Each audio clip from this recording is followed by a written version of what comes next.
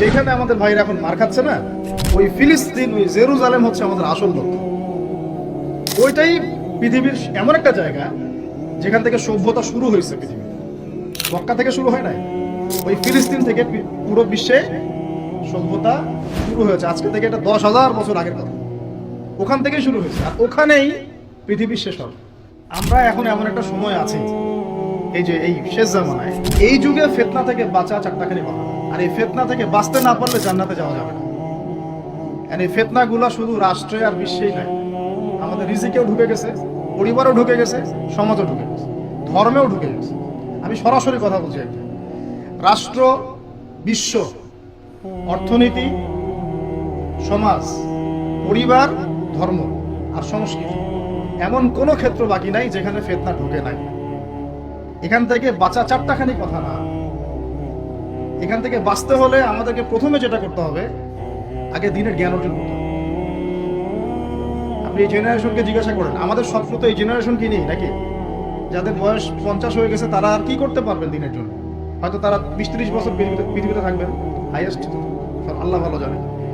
আগামী বিশ্বকে কে নেতৃত্ব দিবে? যাদের বয়স এখন 20 থেকে 40 অথবা 10 থেকে 30, এই তো এই জেনারেশনকে আপনি দেখেন তাদের কত পার্সেন্ট কোরআন তেলাওয়াত করতে জানে। আপনি এই যে আজকে যারা আসছে সবার কোরআন তেলাওয়াতের টেস্ট নেন, একজন আলেমের সামনে বসান, একজন একজন করে ডাকেন, দেখেন সূরা ফাতিহা পড়তে পারে কবে? এই মুসলিম উম্মাহ মার না খেলে কোন মুসলিম উম্মাহ মার খাবে? আমাকে বুঝান, আমি তো বুঝি না, আমার জ্ঞান কম। এই মুসলিম উম্মাহ যদি মার না খায়, কোন মুসলিম উম্মাহ মার খাবে? আজকে যারা আসছে এখানে বা এর পরেও আসবে জুমার দিনে, আপনি এদেরকে 5 ওয়াক্ত নামাজে পাবেন। তাহলে যারা 5 ওয়াক্ত নামাজ পড়তেছে না, জুমার নামাজটাকেই দিন মনে করে, তাহলে এই মুসলিম মারা না খেলে কে মারবে? আমাকে বুঝান, আমি বুঝি না, কিছু বিষয় আমি বুঝি না। আবার যারা নামাজ পড়ে তাদের আখলাক, ব্যক্তিত্ব, আখলাক, চরিত্র, সুন্নতের জীবনযাপন, আমরা বলি না সুন্নাহ মাফিক জীবনযাপন, রাসূলের সুন্নাহ মাফিক জীবনযাপন, কতজনের মধ্যে চেহারা, আসুরতে, পোশাকে, আশাকে, কথাবার্তায় সুন্নত আছে। তো যে জাতি তার নবীর সুন্নত ভুলে যায়, সে জাতি কিভাবে বিশ্ব শাসন করবে? আর কেন সে মায়ের খাবে না? আমাকে বুঝান, সম্ভব? তাহলে প্রথম নসিহতটা ভাই, পড়াশোনা করতে হবে। আর পড়াশোনা শুরু হবে কোন কিতাব থেকে?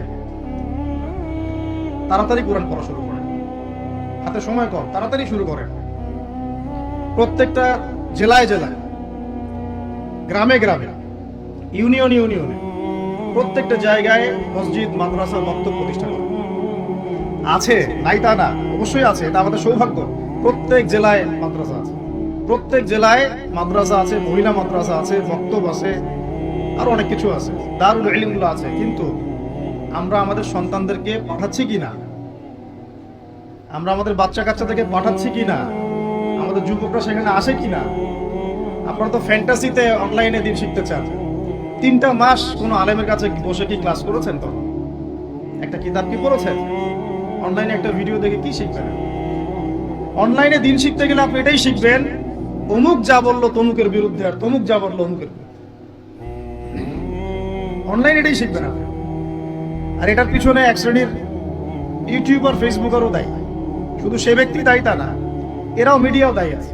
অমুক যা বললো তমুকের বিরুদ্ধে, আর তমুক যা বললো অমুকের বিরুদ্ধে। মানুষ মজা পায়, ওর কন্টেন্টের ভিউ বেশি হয়, কামাই বেশি, দিনের তো ক্ষতি হয়ে গেল। আম জনগণের মধ্যে ইসলাম সম্পর্কে বিরূপ ধারণা সৃষ্টি হলো। বিশ্বাস করেন, আমি অনেক বড় বড় মহলে মেলামেশা করেছি এবং করেও যাই, আমি ফখর করছি না। অনেক সময় এমপি মন্ত্রীরাও পর্যন্ত ফোন করে কথা বলেন যে আপনি অর্থনীতির সম্পর্কে যা বলছেন এর সাথে আমরা একমত, অন্তত এই জায়গায় একমত, আলহামদুলিল্লাহ, তাও ভালো। আমি বলি পরের বিষয়গুলো পরে বুঝবেন, ওগুলোও বুঝবেন পরে ইনশাল্লাহ। আমি ফখর করছি না এটা, কিন্তু সাধারণ মানুষের সাথে মিশে আমি কি জানলাম জানেন? সাধারণ মানুষ, আম জনগণ কি মনে করে? বলে যে ভাই আপনি ইসলাম সম্পর্কে সুন্দর কথা বলেন, ভালোই, সবই ঠিক আছে, কিন্তু আপনাদের আলেমদের মধ্যেই তো ঐক্য নেই, আপনি কাদেরকে নিয়ে দিন কেন? আমাকে বলেন, আমি কি আনসার দিব? কি চাচা, কথা কি ঠিক না ভুল?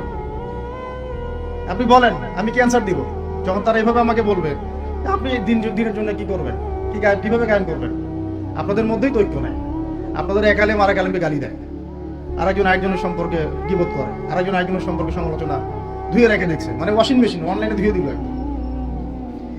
আমাকে বলেন কেন মাইর খাবো না? তা এমনি তো ঐক্য নাই, তার মধ্যে মানে ঐক্য বিভক্তি বাড়ানোর জন্য আমরা উঠে পড়ে লাগছি।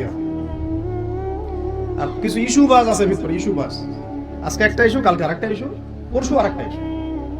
এই করতে করতে আসল যে গন্তব্য, আসল যে লক্ষ্য, সেখান থেকে সরে গেল। আসল লক্ষ্যটা কি জানেন? ওই যেখানে আমাদের ভাইরা এখন মার খাচ্ছে না, ওই ফিলিস্তিন, ওই জেরুজালেম হচ্ছে আমাদের আসল লক্ষ্য।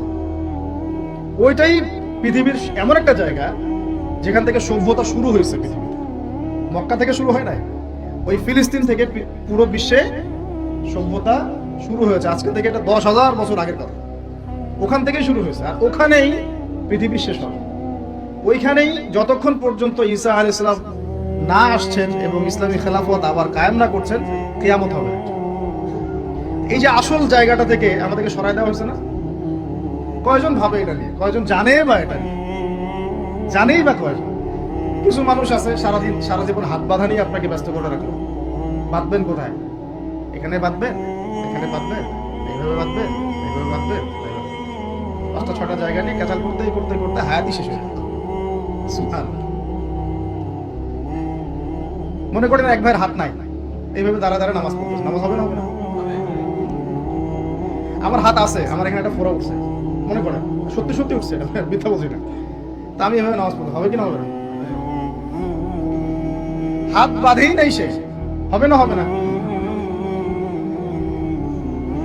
আর যখন বোম পরে জান থাকবে না, তখন হাত বাঁধে কি করবে? যখন উম্মার মধ্যে মারামারি, কাটাকাটি, বিভক্তি, আর কাফেররা এসে উম্মার সাথে যুদ্ধ করা শুরু করবে, তখন হাত বাঁধে নেই, ব্যস্ত হয়ে থাকবে। এই ব্যস্ত আছেন বলেই তো হাতে অস্ত্র ধরতে পারছি না। এক ভাই খুব সুন্দর কথা বলছে যে ইসরায়েলের উচিত যে বাংলাদেশ থেকে এরকম কিছু শায়েক এবং মানুষকে হায়ার করা এবং এদেরকে ফিলিস্তিনে ছড়িয়ে দেওয়া, তাহলে জীবনেও ফিলিস্তিনিরা আর অস্ত্র হাতে নিতে পারবে, ওরা এগুলো নিয়েই ব্যস্ত থাকবে। আল্লাহ না করুক, যদি আল্লাহ না করুক, আমরা দোয়া করি, কিন্তু আমরা আশঙ্কা তো করি, আল্লাহ না করুক যদি শান্তিপূর্ণ এই বাংলার মাটিতেও কখনো এরকম পরিস্থিতির সৃষ্টি হয়, আল্লাহ না করুক, দোয়া করি আমরা, তখনও এক শ্রেণীর মানুষ এগুলো নিয়েই ব্যস্ত থাকবে। আপনাকে আপনার মূল লক্ষ্যটা থেকে সরাই দেওয়া হচ্ছে। এটা বোঝার জন্য, এই ফিতনাগুলো চেনার জন্য ভাই, সবার আগে দিনের জ্ঞান অর্জনের কোনো বিকল্প নাই। পড়তে রাজি আছি তো ইনশাআল্লাহ?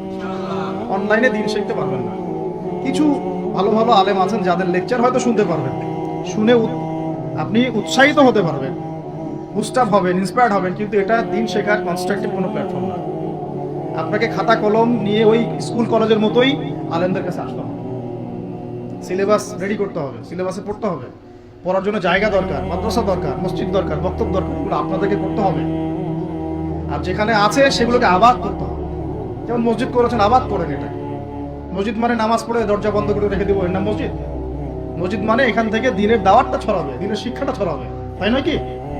আল্লাহ রসুল কি মসজিদ সাল্লাল্লাহু আলাইহি ওয়াসাল্লাম মসজিদ প্রতিষ্ঠা করে শুধু নামাজের সময় খুলতেন আর নামাজের পরে বন্ধ করতেন? 24 ঘন্টা এখানে ইবাদত, আমল, তাজকিয়া, জিকির আজকার হতো না? এখনো তো মদিনায় হয়। মক্কা মদিনা কি এখনো বন্ধ থাকে 1 মিনিটের জন্য? এখানে দার্স হচ্ছে, ওইখানে নামাজ হচ্ছে, ওইখানে আলোচনা হচ্ছে, চলতে থাকে সবসময়। এটা হলো মসজিদের ফাংশন। এই মসজিদ আবাদ করেন, মাদ্রাসাগুলো আবাদ করেন, আপনার ছেলেকে মসজিদে পাঠান, মাদ্রাসায় পাঠান, বক্তব্যে পাঠান। ইয়াং জেনারেশন স্পেশালি আপনারা সিলেবাস ভিত্তিক পড়াশোনা করেন। এই ফ্যান্টাসি দিয়ে কিচ্ছু হবে না, আবেগ দিয়ে, ফ্যান্টাসি দিয়ে কাজের কাজ কিছু হবে না। খুব আবেগ লাগতেছে, খুব কষ্ট হচ্ছে আমার ফিলিস্তিনের জন্য, খুব কষ্ট হচ্ছে পুরো বিশ্বের প্রেক্ষাপটে মুসলিমদেরকে দেখে, কিন্তু আপনি তো ইসলাম সংশোধনের দিকে আসছেন, মাঝে মাঝে নামাজ পড়ছেন, কোন রকম 5 ওয়াক্ত নামাজ পড়লেও সুন্নাহ মাফিক জীবনযাপন করছেন, জিনায় লিপ্ত হয়ে যাচ্ছে, সুদ খাচ্ছেন, অর্থনৈতিক জীবনের কথা বলছি, এখানে সুদ খাচ্ছেন, ব্যবসায় প্রতারণা করছেন, রাজনীতি করতে গিয়ে আপনি তাগুতের দিকে চলে গেছেন। এক কথায় তাগুতের দিকে। তাগুত মানে আল্লাহ বাদ দিয়ে যার উপাসনা করা হয়। আমরা এখানে আল্লাহ পাকের বিধানের দাসত্বের চাইতে মানব রচিত বিধানের দাসত্ব বেশি করেছি এবং করছি, এখনো করছি, করে যাচ্ছি। কিছু করার নাই, কারণ পুরো বিশ্বটা এইভাবেই তো ফাংশন করা। যাদের গলায় জাতিসংঘের দড়ি আছে এরা তো এখান থেকে বেরোতে পারবে না। পারবে না? তাহলে ওদের আন্ডারে যে রুলস এন্ড রেগুলেশন, এর আওতায় তো চলতে হবে। কিন্তু শিরক হয়ে গেল, এখানে তো শিরক হয়ে গেল। মার না খাওয়ার কোনো কারণ নাই আমাদের এখন এই পর্যন্ত যে আমরা শান্তিপূর্ণভাবে নামাজ কালাম পড়তে পারছি আল্লাহ পাকের রহমত। বিশ্বাস করেন আল্লাহ পাকের খাস রহমত। জানি না কত বছর এই রহমত থাকবে এইভাবে যদি আমরা সতর্ক না হই।